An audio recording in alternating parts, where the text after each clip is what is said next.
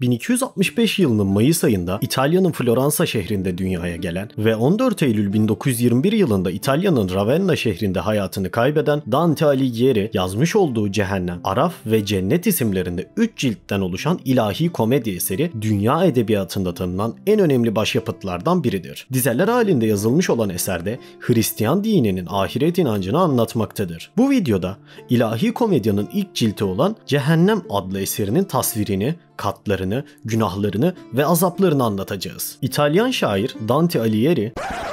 Burada kısaca kesiyorum. Çünkü şöyle bir durum var. Biz bir video yapmak için neredeyse 3 veya 4 gün uğraşıyoruz. Saate vurursak da neredeyse 8 ila 10 saat. Sizin kanalımıza abone olmanız, videolarımıza like atıp yorumlar yapmanız bizi çok motive etmektedir. Şimdi videoya geçelim. 35 yaşındayken 7 Nisan gecesi uyuduğu sırada nasıl gittiğini bilemediği bir anda kendini karanlık bir ormanda bulur. Karanlık ormanda kendi başına kaybolmuş halde gezinirken Romalı şair Vergilius Dante'yi karşılar ve cehenneme birlikte giderler. Dante'nin cehennem tasvirine göre bir huni şeklinde olmakla birlikte aşağıya indikçe insanların günahları ve azapları artmaktadır. Çeşit çeşit günahlar bulunmakta ve farklı farklı işkenceler görülmektedir. İlk gittiklerinde cehennemin dışında kalmış, ne içeri girebilen ne de cehennemden çıkabilen insanlar bulunmaktadır. Bu insanlar hayatlarında ne iyilik ne de kötülük yapmış, tarafsız kalmışlardır. Hayatlarında tarafsız ve korkak yaşadıkları için cezalandırılmışlardır. Günahkarlar burada bir çember etrafında sonsuza dek dönerler. Aynı zamanda arılar ve kurtçuklar kanlarını emmektedir. İlk cehennemin kapısına geldiklerinde kapının girişinde "Ey buradan içeri girenler! Her türlü ümidini bırak" sözü yazmaktadır. Dante bu sözden hem çok etkilenmiş hem de çok korkmuştur. Cehenneme ilk girdiklerinde adı Minos olan bir köpek cehenneme giren insanların ne tür günahları işlediğine bakar ve hangi günah katına gideceklerini gösterir. Aynı zamanda cehennemden kaçmamaları için de bekçilik yapmaktadır. İlk kata geldiklerinde şehvet düşkünleri yer almaktadır. Bu katta aşka kendilerini kaptırdıkları için azap görenler vardır. Aşk yüzünden Tanrı'yı unutanlar bu katta azap çeker. Azapları ise Tanrı şiddetli kasırga ve fırtına çıkartarak günahkarların canlarını yakmaktadır. Mısır kraliçesi Kleopatra, Yunanlı prenses Helena ve Truva Savaşı'nın en önemli kahramanı Akileus gibi birçok tanınmış insanlar bu katta azap çekmektedir. İkinci kata geldiklerinde ise oburlar yer almaktadır. Buradaki insanlar dünya hayatında yemek yemekten asla doymayanlardır. Bu katta şiddetli yağmur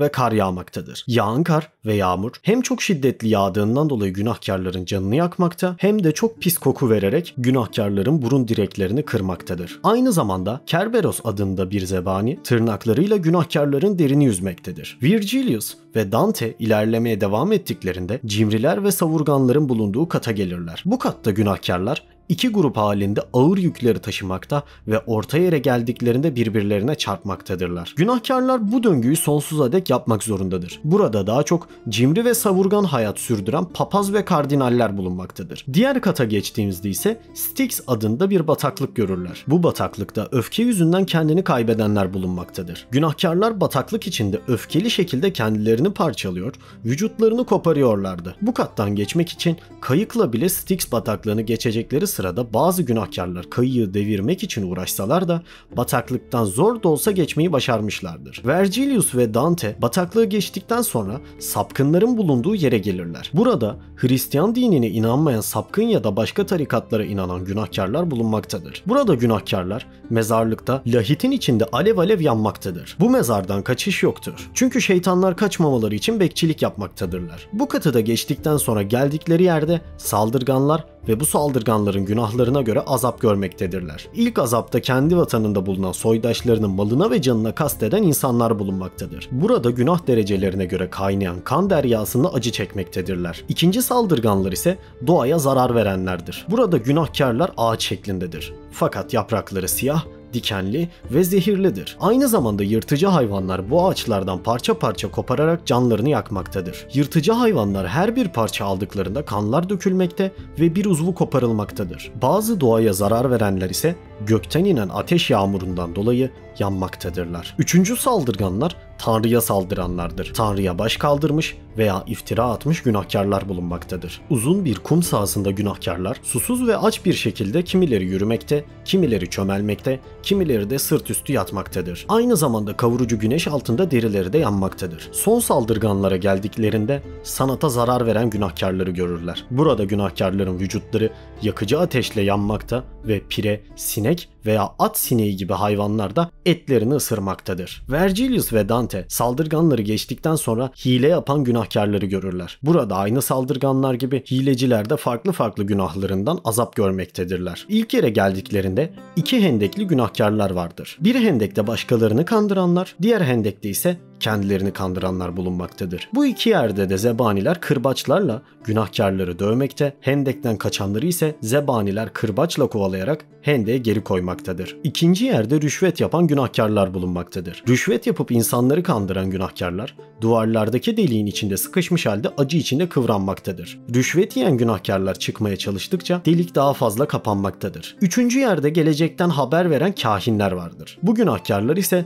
başları geriye dönük şekilde, vücutları ise ileriye dönük biçimde yürümektedir. Dünyada gelecekten haber verdikleri için önlerini görmeden yürüyeceklerdir. Dördüncü yerde ise hem rüşvet yapıp hem de para çalanlar bulunmaktadır. Bu günahkarlar kaynar ziftin içinde acı çekmekte ve kaçanları elinde zıpkınlarla şişlemekle görevli zebanilerle nöbet tutmaktadır. Beşinci yere geldiklerinde İki yüzlü davranan günahkarlar vardır. Zarif ve güzel görünen fakat içi kurşunla kaplanan kaftanlar günahkarlara giydirilmiştir. İçi kurşunla dolu olduğu için ağırlığından dolayı azap görmektedir. Altıncı yere geldiklerinde dünya hayatında hırsızlık yapan günahkarlar azap çekmektedir. Çeşitli yılanlar hırsızlara farklı akla hayale gelmeyecek işkenceler yapmaktadır. Dante ve Vergilius hırsızları geçtikten sonra köprü bulurlar. Köprünün aşağısında ise yalancı danışmanlar bulunmaktadır. Dante köprünün aşağısında dünya hayatında yalancı danışmanlık yapmış günahkarların alevler içinde yandıklarını görür. Dante ve Vergilius köprüyü geçtikten sonra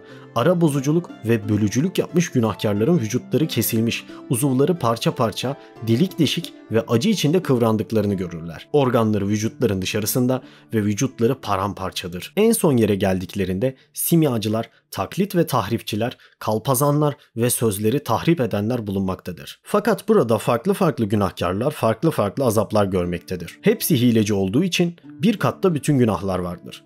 İlk olarak simyacılar uyuz hastalığına yakalanmış, derilerini parçalayacak şekilde kaşımakta ve kendine zarar vermektedirler. İnsanları taklit ve tahrif eden günahkarlar ise kuduz köpek olmuş, saldırgan haline gelmişlerdir. Kalpazanlar ise vücutları şişmiş bir şekilde yatmakta, bir yudum suya hasret kalmaktadırlar. En son sözleri tahrif eden günahkarlara gelince onlar da sıtma hastalığına yakalanmıştır. Susuz bir şekilde sıtma nöbetinden acı çekmektedirler. En son kata geldiklerinde ise dünyada hainlik yapanları bulmuşlardır. Burası en kötü günahkarlar ve en şiddetli işkencelerle doludur. Bu mekan diğerlerinden farklı olarak soğuk ve buzlarla kaplıdır. Buradaki günahkarlar soğuktan acı çekmektedirler. İlk olarak akrabaya ihanet eden günahkarları görürler. Buradaki günahkarlar boğazlarına kadar buzullara gömülmüştür. Biraz daha yürüdükten sonra Anterona denilen bölüme gelirler. Burada vatana ihanet etmiş günahkarlar sımsıkı yapışık halde birbirlerini kemirmektedirler. Biraz daha ilerledikten sonra eşlerine ve dostlarına ihanet edenleri görürler. Burada da ağır işkencelerle soğuk mekanda acı çekmektedirler. Dante ve Vergilius cehennemin en son yerine geldiklerinde şu ana kadar gördükleri en ağır işkencelerle karşılaşırlar. Burada veli nimetlerine yani hayatı boyunca iyilik etmiş insana karşı yaptığı hainlik yapan günahkarlar bulunmaktadır. Lucifer adında şeytan buzlarla kaplı günahkarlara kanatlarıyla müthiş bir rüzgar çıkartarak canlarını yakmaktadır. Günahkarlar buzlarla kaplı oldukları için hareket edemezler. Bu videomuzda size Dante'nin ilahi komedi eserindeki 7 katlı cehennem tasvirini anlattık. Videolarımızı beğenmeyi, düşüncelerinizi yorumlarda belirtmeyi, kanalımıza abone olmayı unutmayınız.